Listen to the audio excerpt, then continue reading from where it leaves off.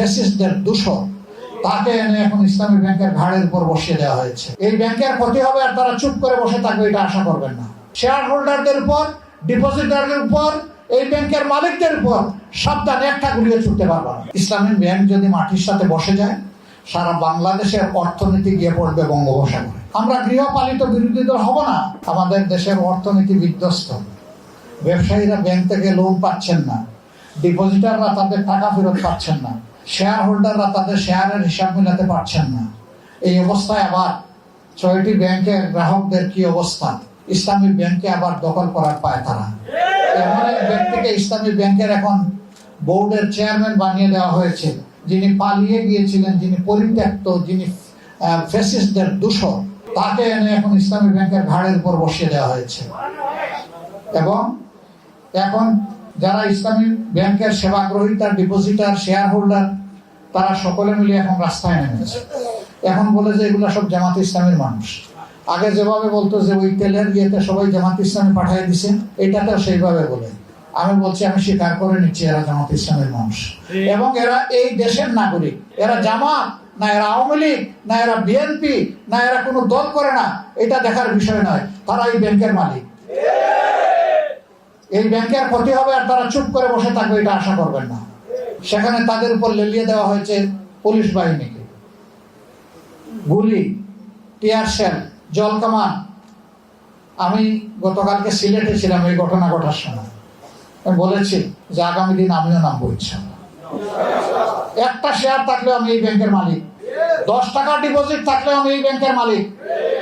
আমার এই সত্তা নিয়ে কাউকে টানাটানি করার সুযোগ দেব না। আমি সামনে গিয়ে বুক খুলে দাঁড়ায় বলবো, যত গুলি আমার বুকে মারো, যত টিয়ার শেল আমার মাথায় মারো, কিন্তু জনগণের উপর, শেয়ার হোল্ডারদের উপর, ডিপোজিটারদের উপর, এই ব্যাংকের মালিকদের উপর সাবধানে একটা গুলিয়ে ছুটতে পারবো না। কোন দেশ? জনগণের আমানতের হেফাজতের কোনো খবর নাই, বরঞ্চ আমানত নিয়ে টানাটানি। আপনারা সবাই জানেন এটি একটা চমৎকার ব্যাংক। সৌভাগ্যক্রমে আল্লাহ তাআলা এই ব্যাংকের বোর্ডে আমাকে 6টি বছর সেবা দেওয়ার সুযোগ দিয়েছিলেন।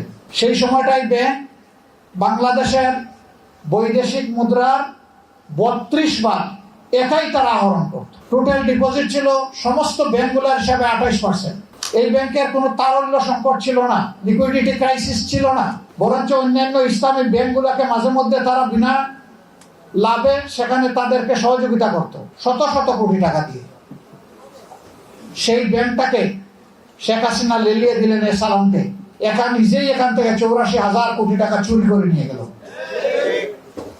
আরো সাঙ্গপাঙ্গ নিয়ে 1,26,000 কোটি টাকা এখান থেকে চুরি করে নিয়ে গেল।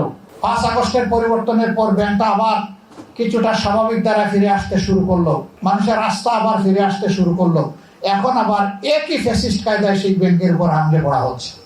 আমরা সাবধান করে দিচ্ছি, ইসলামী ব্যাংক যদি মাটির সাথে বসে যায়, সারা বাংলাদেশের অর্থনীতি গিয়ে পড়বে বঙ্গোপসাগরে।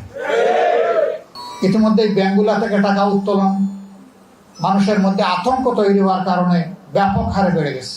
আমি এইমাত্র সফর করে আসলাম, প্রবাসীরা জিজ্ঞেস করে আমরা কি রিমিটেন্স বাংলাদেশে পাঠাবো। আমি জিজ্ঞেস করলাম, কেন পাঠাবেন না? আপনার পরিবার আছে না? কার কাছে পাঠাবো? মাঝখান থেকে যদি আমার রিমিটেন্স চুরি হয়ে যায়, এর গ্যারান্টি কি? আমাদের তো কোনো আস্থা নাই। যদি অনাস্থার পরিবেশ আরো গভীর হয় আর সারা দুনিয়া থেকে যদি আমাদের প্রবাসীরা রেমিটেন্স পাঠাতে ভয় পায়, তাহলে বাংলাদেশ কোথায় গিয়ে দাঁড়াবে চিন্তা করে দেখছেন? হ্যাঁ, যারা চোর ডাকাত তাদের কোনো সমস্যা হবে না, কারণ তাদের তো অবৈধ অর্থের পাহাড় আছে, কিন্তু সাধারণ মানুষের তো জীবন যায় যায় অবস্থা হবে। আমরা সরকারের প্রতি আহ্বান জানাবো, এই দুর্বৃত্তপনার দিকে আর আগাবেন না। বাংলাদেশ ব্যাংকে গভর্নর একজনকে বসিয়েছেন, সেই লোক একটা গার্মেন্ট ফ্যাক্টরির মালিক, এমডি। তিনি নিজে ব্যাংক্রাফট হয়ে গেলেন, ঋণ খেলাপি হয়ে গেলেন। মাত্র 3 মাস আগে 2% ডাউন পেমেন্ট দিয়ে তিনি হয়েছেন রেগুলার। যে একটা গার্মেন্ট ফ্যাক্টরি চালাইতে পারলো না, ঋণ খেলাপি হয়ে গেল, গোটা বাংলাদেশের ব্যাংক ব্যবস্থা তার হাতে তুলে দেওয়া হলো। কি আশ্চর্যের ব্যাপার! এবং আপনারা দেখেছেন, এখন যাকে চেয়ারম্যান হিসেবে ইসলাম ব্যাংকে দিয়েছে, তার নিজের আপন স্ত্রী ঋণ খেলাপি। সেই ঋণ খেলাপির জামাই হবে ইসলামী ব্যাংকের চেয়ারম্যান। বিবেক কোথায়? এই দুইজনকেই অবিলম্বে পদত্যাগ করতে হবে। এই সমস্ত জায়গায় যোগ্য, দক্ষ, পরীক্ষিত, সৎ মানুষগুলোকে বসাতে হবে। দলীয় আনুগত্য দেখে দলকানাদেরকে যদি বসানো হয়, অর্থনীতি ধ্বংস হবে। একদল তো পালিয়ে গিয়েছে পাশের দেশে, বাকিরা কোথায় যাবে আমি জানি না। আমরা ওইটা চাই না। আমরা সংসদে প্রথম দিন দাঁড়িয়েই বলেছি যে আমরা নিরর্থক দামি বিরোধী দল হিসাবে এখানে থাকতে চাই না। আমরা অর্থবহ একটা বিরোধী দল হিসাবে ফাংশন করতে চাই। সরকারের গৃহীত সকল কল্যাণমূলক, ন্যায্য, ইতিবাচক কর্মসূচিতে আমরা অবশ্যই আন্তরিক সমর্থন দিব এবং সর্বাত্মক সহযোগিতা করব। কিন্তু জনগণের স্বার্থের বিপক্ষে যা হবে তার বিরুদ্ধে আমরা রুখে দাঁড়াবো। আমরা চুপ থাকবো না। আমরা গৃহপালিত বিরোধী দল হব না। আমরা জনগণের আমানতের সাথে বিশ্বাসঘাতকতা করব না। আমরা জনগণের আমানতের পাহারাদার হব ইনশাআল্লাহ।